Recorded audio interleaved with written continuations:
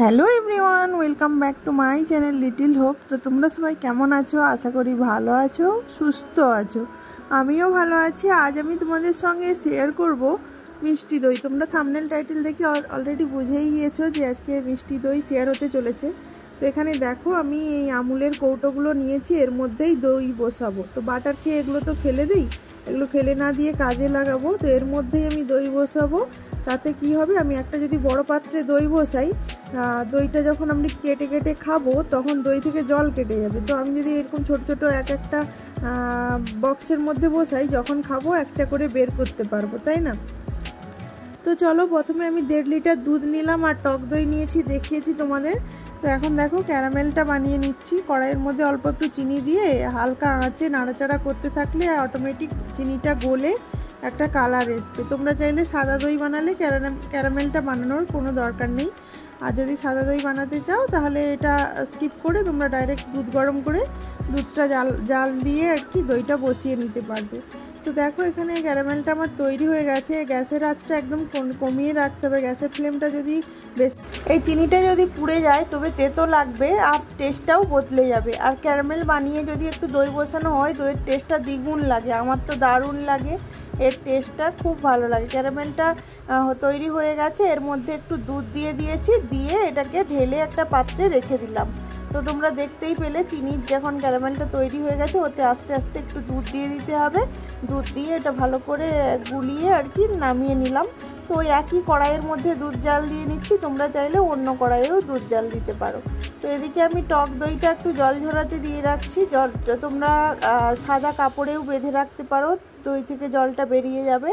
তো দইটা এখানে জল ঝরতে থাক। তারপরে দুধটা তো জাল দিচ্ছি, দুধটাকে 1.5 লিটার দুধ, তো ওটাকে 1 লিটার করতে হবে।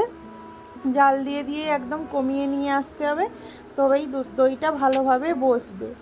তো অনেকেই মানে বাড়িতে দই বসাতে পারে না, আমি তো এইভাবেই দই বসাই। মিষ্টি দই, টক দই বসিয়ে থাকি বাড়িতেই, মানে খাওয়ার জন্য। আর আমাদের এখানে না ব্যাঙ্গালোরে এমনি যে দই, যে বিভিন্ন ব্র্যান্ডেড দইগুলো, ওইগুলো তো পাওয়া যায়। ওগুলো যেমন দাম, সব জায়গায় একই রকম দাম থাকে। কিন্তু অন্যান্য যে মিষ্টির দোকানে যে দইগুলো থাকে, আমাদের সাধারণত মিষ্টির দোকানে যে দইগুলো পাওয়া যায়, সেই দইগুলো খুব দাম, কিলো হিসেবে অনেকটাই বেশি দাম ওখানে কলকাতার তুলনাতে। তো তাই আমরা আর কি বাড়িতেই সবসময় দই খেতে ইচ্ছে করলে বাড়িতেই বানিয়ে নিই। দেখো এখানে দুধটা জাল দিয়ে ঘন করে নিয়েছিলাম। এবার এর মধ্যে দিয়ে দিলাম আগে থেকে তৈরি করে রেখেছিলাম যে ক্যারামেলটা, ওটা দিলাম। আর একটু পরিমাণ মতো চিনি দিয়ে দিলাম। আর দুধটা জাল দেওয়ার সময় তো এলাচ দিয়েছিলাম, তোমরা দেখতেই পেলে। এলাচের ফ্লেভার যদি কারো না ভালো লাগে, না দিতে পারো। আমার তো এলাচের ফ্লেভারটা খুব ভালো লাগে, সেই জন্য আমি 4টে এলাচ দিয়ে দিয়েছিলাম। তো দেখো এখন দুধটা জাল দেওয়া হয়ে গেছে, চিনিও মিশিয়ে নিয়েছি। এইবার আমি গ্যাসটা অফ করে দুধটা নিচে নামিয়ে নেব, ঠিক আছে? ফুটিয়ে নেওয়ার পর একটুক্ষণ ফুটিয়ে নিয়েছি। আর দুধটা দেখেই বুঝতে পারছো যে কতটা ঘন হয়েছে, অনেকটা পরিমাণ দুধ ছিল। তো দেখো এখানে আমি নামিয়ে নিয়েছি। এইবার আমি এটাকে কি করব বলো তো, বারবার নেড়ে চেড়ে ঠান্ডা করব। পুরোপুরি গরম দুধে টক দই দিলে দুধটা কেটে যাবে, সেই জন্য আমি দুধটা উষ্ণ গরম থাকবে তখন টক দই মেশাবো। তো এখন দেখো বারবার করে নেড়ে চেড়ে নিচ্ছি, দুধটা যাতে তাড়াতাড়ি ঠান্ডা হয়ে যায়। পুরো ঠান্ডা হওয়া যাবে না, তাহলে আবার দই বসবে না। তো একটু উষ্ণ গরম থাকবে, তখন আমি টক দইটা দেবো। তো আঙুলটা অবশ্যই ডুবিয়ে দেখবে, যে আঙুল যখন ডুবোতে পাচ্ছ তখন জানবে যে হ্যাঁ এই সময় টক দই দিলে হবে, না হলে দুধটা কেটে যাবে কিন্তু। তো দেখো এই সময় ফ্যাটানো টক দইটা জল ঝরিয়ে নিয়েছিলাম, তারপরে ফেটিয়ে নিয়েছি, তোমরা দেখেছো। তো এই দইটা এর মধ্যে মিশিয়ে নিচ্ছি। ভালো করে মিশাতে হবে, দইটা একটু একটু করে দিতে হবে আর বারবার নাড়তে থাকতে হবে, নাহলে দইটা ভেসে ভেসে থাকবে, তখন দেখতেও ভালো লাগবে না, দই নাও বসতে পারে।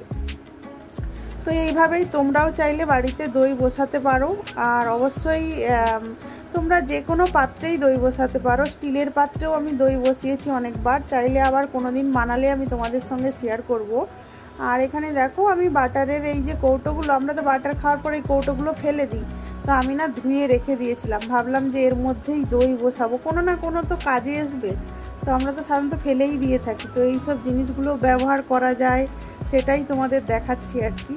তো এই দেখো এই বক্সগুলো আর কি বাটার এনেছিল, তো বাটারগুলো শেষ হয়ে গেছে, তারপরে আমি ধুয়ে না রেখে দিয়েছিলাম। আগে একটা ব্লগে তোমাদের সঙ্গে শেয়ার করেছি যে এগুলোতে দই বসাবো বলে ধুয়ে ফ্রিজের মধ্যে রেখে দিচ্ছি। তো এখানে দেখো প্রত্যেক কৌটোতে নিয়ে নিচ্ছি। আর এখন তো গরম, তা কোনো কৌটো গরমের দরকার নেই, কিছুই নেই, এমনি দুধটা আর কি প্রত্যেকটাতে সমান সমান করে ভরে নিচ্ছি। তো এখানে দেখো প্রত্যেকটাতে দুধ ভরে নিলাম। আর দেখতেও যেমন হয়েছে, কি সুন্দর সেন্ট উঠছিল। তো কিন্তু সেন্টটা তো আর তোমাদের কাছ পর্যন্ত পৌঁছে দিতে পারছি না। তো এখন দেখো এগুলোর কৌটো আমি ঢাকনা বন্ধ করে নিচ্ছি। আর তোমরা চাইলে না ঢাকনা বন্ধ করেও আর কি ঢাকনা অন্য কিছু ঢেকেও রাখতে পারো। তো আমি একদম ঢাকনাগুলো বন্ধ করে একটা তোয়ালা নিয়েছি, তোয়ালা নিয়ে এটাকে ঢেকে দেবো। দেখো আমার এখানে 1.5 লিটার দুধ নিয়েছিলাম, এখানে 5টা কৌটো হয়েছে। এগুলো প্রত্যেকগুলো 200 গ্রামের করে, তো আমার 1 কিলোর মতো দই হবে। তো এখানে দেখো তোয়ালাটা ভালো করে ঢেকে দইটা বসতে দিলাম। এটা পুরো রাত্রির জন্য রেখে দেব, তোমরা অন্তত 5-6 ঘন্টা রেখো। রাখার পরে দেখবে দইটা বসে যাবে। আমি এখানে পুরো রাত রেখেছিলাম, সকালবেলা উঠে আমি তোমাদের দেখাচ্ছি কেমন হয়েছে। তো দেখো এখন তোয়ালাটা খুলে নিয়েছি আর দেখাচ্ছি তোমাদের দইগুলো বসেছে কি বসে না, ঠিক আছে। তো দেখো এখানে কৌটোগুলো আমার ছেলেকে বললাম তুই উল্টো কর, উল্টো করলে পড়ে যাচ্ছে কিনা দেখ। তারপরেও একটা টুথপিক এনে তোমাদের দেখাচ্ছে যে টুথপিকেও কত সুন্দর, মানে এত টাইট সুন্দর হয়ে দইটা বসে গিয়েছে। তোমরাও এইভাবে ট্রাই করো। আর আমার এই রেসিপিটা তোমাদের কেমন লাগলো অবশ্যই কমেন্ট করে জানিও। ভালো লাগলে লাইক করে দিও, চ্যানেলটা সাবস্ক্রাইব করে নোটিফিকেশান বেলটা অন করে রেখো, আর শেয়ার করো, পারলে চ্যানেলটা এগিয়ে নিয়ে যেতে পারবো। তোমরা পাশে থেকো। রোজ তোমাদের কাছে আমি হাজির হয়ে যাই সন্ধ্যে 6টার সময়। রোজ সন্ধ্যে 6টায় আমি কিছু না কিছু ভিডিও তোমাদের সামনে নিয়ে আসি, একদিনও ছাড় যায় না। তো তোমরা পাশে থেকো, সাথে থেকো, ভালো থেকো, সুস্থ থেকো। টাটা, দেখা হবে পরবর্তী।